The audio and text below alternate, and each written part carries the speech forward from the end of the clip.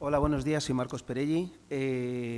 Lo primero de todo, nobleza obliga. Le doy muchas gracias a Alberto Bardesi por haber asumido las culpas del retraso, pero, como digo, desde luego me confieso como que tengo que compartir las culpas con él. No ha habido un error de coordinación, pero desde luego no ha sido solo de él, sino también ha sido mío. Entonces, bueno, os pido disculpas también yo por ese retraso. En cualquier caso, lo estamos ya recuperando, ¿de acuerdo? Vamos a empezar.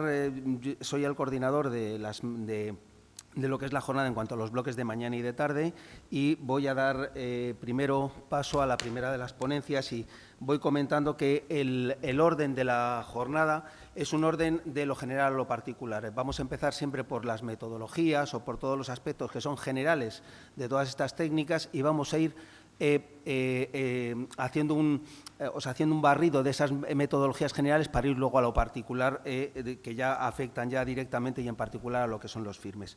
La primera de las ponencias que vamos a tener es la ponencia de mi compañera Laura Parra del CEDEX, que se va a versar sobre el análisis de ciclo de vida como herramienta de consideración de la componente medioambiental en la parte de la sostenibilidad de los firmes. Laura Parra es ingeniero de caminos, canales y puertos y iba trabajando desde el año 2005 en el CEDEX, donde actualmente es responsable del área de construcción y medio ambiente del Centro de Estudios del Transporte. Dentro de esta área está a cargo de distintos proyectos de investigación relacionados con el comportamiento funcional y estructural de los firmes, así como con el análisis de diversos aspectos ambientales. A destacar entre los temas ambientales en los que está trabajando más activamente se encuentran el estudio del comportamiento ambiental de los áridos reciclados, la evaluación de los posibles efectos derivados del cambio climático en las infraestructuras de transporte y, por supuesto, del que nos ocupa hoy, que es las consideraciones del análisis de ciclo de vida y de costes de ciclo de vida en los firmes de carretera. Sin más, ya doy paso a mi compañera Laura Parra para que haga su exposición.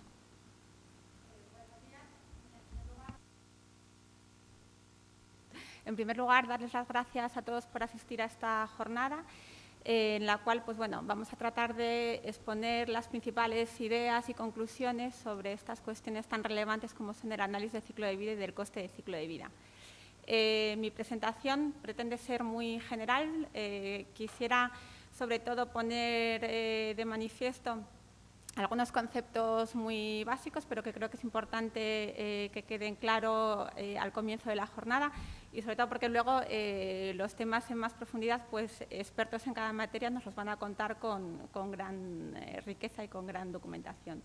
Entonces, en primer lugar, todos hablamos continuamente del concepto de sostenibilidad. Entonces, vamos a profundizar un poquito para ver a qué nos estamos refiriendo, porque no es simplemente todo crecimiento sostenible, economía sostenible o energía sostenible, sino que vamos a reflexionar qué es lo que hay detrás de este concepto. En segundo lugar, de qué manera la sostenibilidad está relacionada con el concepto de ciclo de vida. Veremos que cuando analizamos el concepto de ciclo de vida, lo que tenemos entre manos es una herramienta muy potente. Veamos, pues, cuáles son las utilidades, las ventajas y desventajas de este tipo de herramientas. Y, en último lugar, pues, todos los que estamos aquí pertenecemos al sector de la carretera.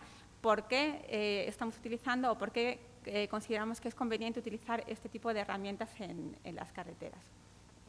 Pues bien, pasando en primer lugar a analizar el concepto de sostenibilidad, he copiado aquí la definición que se dio del concepto de desarrollo sostenible allá por el año 1992 y aunque ha pasado mucho tiempo, evidentemente sigue teniendo plena vigencia. Entonces, cuando hablamos de desarrollo sostenible tenemos que pensar en aquel desarrollo que permite satisfacer las necesidades de la generación presente, pero debemos tener en mente que no debemos comprometer la de las generaciones futuras para desarrollar sus propias necesidades. Es decir, tenemos que pensar no solo en nosotros, sino también en nuestros hijos y en los hijos de nuestros hijos. ¿De qué manera se relaciona el concepto de sostenibilidad con el ciclo de vida? Pues bien, cuando hablamos de la sostenibilidad de un producto, bien o servicio, no debemos centrarnos únicamente en la fase de producción de ese producto, sino que debemos tener en cuenta desde el comienzo o desde el origen de ese producto, comenzando por las materias primas y cuáles son los impactos asociados a su origen, a su extracción, también a sus transportes hasta la central o el lugar donde se fabrica ese producto, pero por supuesto debemos tener en cuenta también todas las consideraciones relacionadas con el uso que vamos a hacer de ese producto, si a lo largo de la vida habrá que repararlo, conservarlo, mantenerlo, de qué manera, y por supuesto debemos estar pensando ya en el fin de vida de ese producto para ver de qué manera podemos, en la medida de lo posible, volver a incorporarlo en el ciclo productivo, haciendo referencia un poco a lo que nos hablaba por la mañana el subdirector general de Calidad y Evaluación Ambiental, para cerrar el círculo de la economía circular. Otro aspecto también muy importante cuando hablamos de sostenibilidad es que ese ciclo de vida no se debe fijar únicamente en la componente ambiental del producto que estamos analizando, sino que debemos tener una visión global y pensar también en los aspectos sociales, en los aspectos económicos y, por supuesto, en los ambientales. Teniendo esto en cuenta, que tenemos que evaluar distintos aspectos vinculados a la sostenibilidad y al ciclo de vida de nuestro producto, la pregunta inmediata es ¿cómo medimos eso? Pues no es sencillo, porque es como estar comparando peras, manzanas y naranjas, no lo sé. Entonces, esta circunstancia nos lleva a diseñar herramientas específicas para evaluar cada uno de estos aspectos ambientales. Cada uno de estos aspectos. Tenemos, por tanto, el ACV, que es el análisis de ciclo de vida, en el cual tenemos en cuenta las consideraciones ambientales asociadas al producto. Tenemos también los análisis de costes del ciclo de vida para analizar los aspectos económicos y tenemos otro tipo de herramientas, muchas veces a nivel teórico, para estudiar esos aspectos sociales. Sin embargo, no debemos perder de vista que el objetivo deseable es llegar a integrar realmente estos tres aspectos o pilares de la sostenibilidad por medio de técnicas que nos permitan evaluar e integrar estos impactos, para lo cual se están desarrollando metodologías que son conocidas como análisis de ciclo ambiental. En cualquier caso, en esta primera parte de la jornada y en mi presentación me voy a centrar fundamentalmente en los aspectos ambientales que los medimos con el análisis de ciclo de vida. Esto quiere decir que, de manera simplificada, podemos decir que el análisis de ciclo de vida es una herramienta, es una especie de calculadora que nos va a permitir computar o contabilizar los impactos ambientales asociados a un producto a lo largo de todo su ciclo de vida. Perfecto. Las herramientas, ¿esta herramienta es útil? ¿Para qué la vamos a utilizar? Pues bien, la respuesta es que son técnicas de gran utilidad, ya que nos permiten comparar ambientalmente distintas alternativas de un bien, siempre que el bien tenga la misma funcionalidad, y al hacer este tipo de análisis conseguimos recopilar gran cantidad de información de los productos y de su ciclo de vida. Esta información, evidentemente, nos da muchísimo potencial.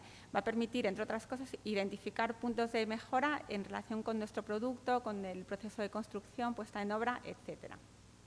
Bien, todo es muy bonito, el análisis de ciclo de vida es una herramienta maravillosa y vamos a enumerar, como veréis a continuación, todas las ventajas que tiene esta técnica. También tiene sus inconvenientes que hay que poner de manifiesto para que esto sea lo más objetivo posible y conozcamos perfectamente las reglas del juego. Como ventajas, se trata de metodologías normalizadas. Por la tarde, Sonia Fernández y Antonio Burgaño nos contarán en detalle la batería de normas que nos permiten tener confianza en cómo se aplican estas metodologías en el ámbito específico de la obra civil. Otro aspecto muy importante es que nos permite tener un enfoque integral hacia el producto, es decir, no vemos únicamente una foto fija, por ejemplo, de la producción del producto, en este caso, por ejemplo, de la construcción de la carretera, sino que vemos distintas fotos, vemos las materias primas, vemos los transportes, vemos la fase de conservación y vemos también el fin de vida. Pero es que además no nos limitamos a mirar por una única ventana, es decir, no vemos solamente un impacto, por ejemplo, el de las emisiones de gases de efecto invernadero, sino que podemos mirar por otras ventanas que nos permitan ver otros aspectos ambientales, como puede ser el consumo de recursos o los que comentaremos más adelante, acidificación, consumo de energía, etcétera.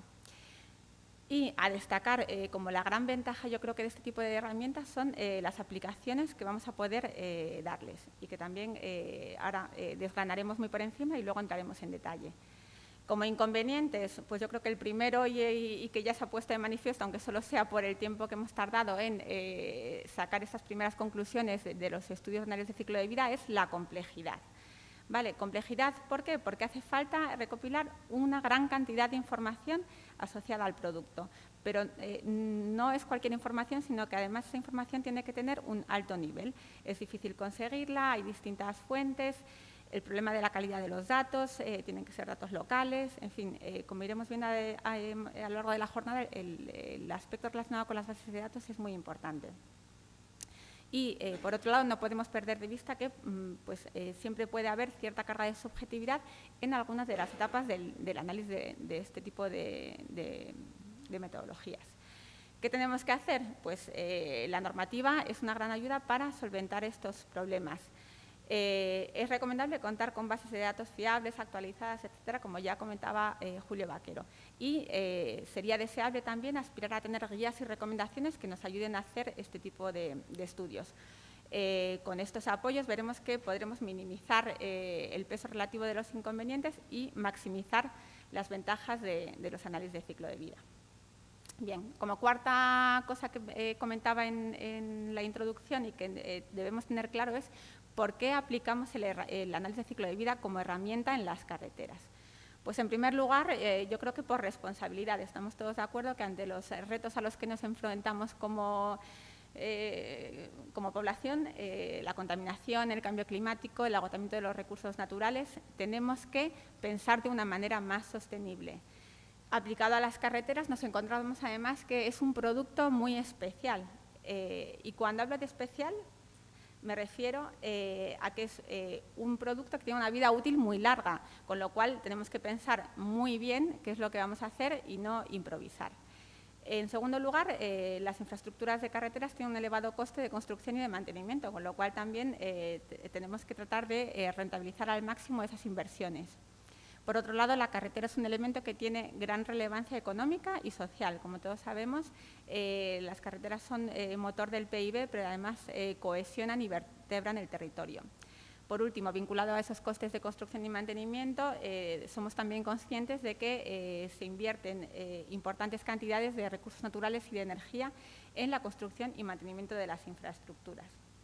Entonces, bueno, yo creo que todas estas razones son suficientes para animarnos a aplicar el análisis de ciclo de vida en las carreteras. Una vez que nos ponemos manos a la obra, nos encontramos con que la aplicación de estas técnicas a la carretera no es sencilla. Ahora 2 minutos. Perfecto.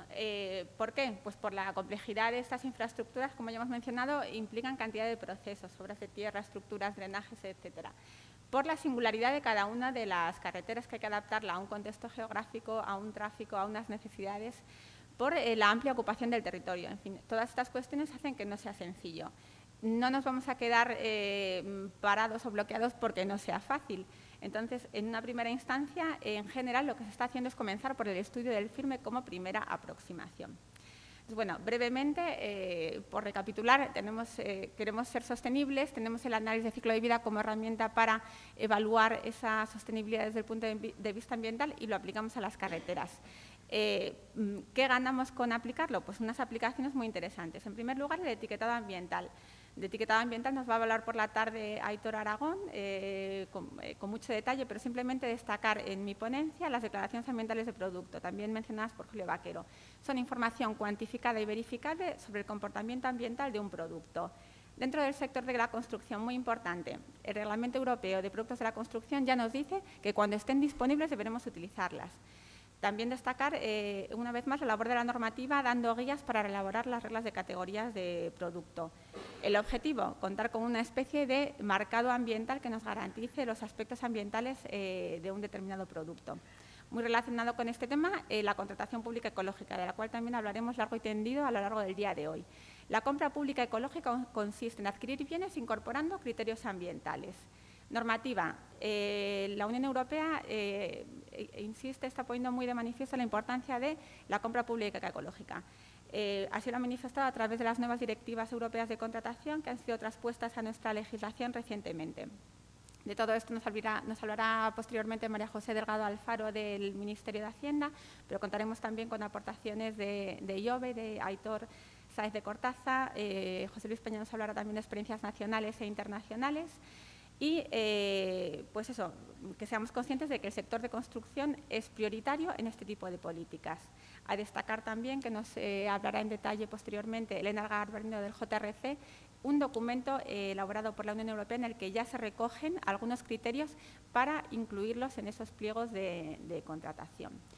Entonces, bueno, disculpad que haya ido tan rápido, pero es que de todo esto y mucho más vamos a hablar a lo largo de la jornada, así que, bueno, os invito a que disfrutéis mucho de todo lo que os vamos a contar a continuación.